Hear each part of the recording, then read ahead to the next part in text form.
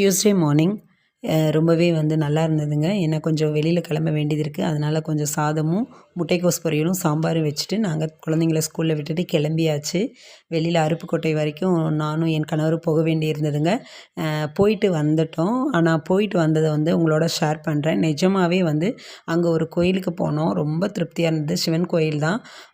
பார்க்கவே வந்து அவ்வளோ அழகாக இருந்தது. அங்கே உள்ள ஃபோட்டோ எடுக்கக்கூடாதுன்னு சொன்னதுனால வெளியிலேயே ஃபோட்டோ எடுத்தாச்சுங்க.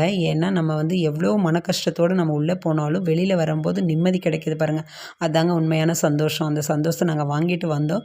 வரும்போது கொஞ்சம் பழங்களும் வாங்கிட்டு வந்தோம். ஏன்னா குழந்தைங்க கேட்பாங்க இல்லையா, எனக்கு பழம்னா எனக்கு ரொம்ப பிடிக்கும். அது வாங்கிட்டு கொஞ்சம் ஃப்ரூட்ஸ் கொஞ்சம் வாங்கிட்டு அப்படியே வீட்டுக்கு வந்தாச்சு. வர்ற வழியில் பஸ்ஸில் வரப்போ தான் கொஞ்சம் கஷ்டமாக இருந்தது. ஏன்னா பஸ்ஸை பிடிச்சி வரணும் இல்லையா, பஸ்ஸை பிடிச்சி வந்ததே வந்து கொஞ்சம் கஷ்டமாக தான் இருந்தது. மற்றபடி இன்றைக்கி டே ஃபுல்லாகவே நல்லா இருந்தது. உங்களுக்கு வெளியில் போகிறப்ப இந்த மாதிரி ஏதாவது பார்த்துருக்கீங்கன்னா எனக்கு கமெண்ட் பண்ணுங்கள். தேங்க்யூ.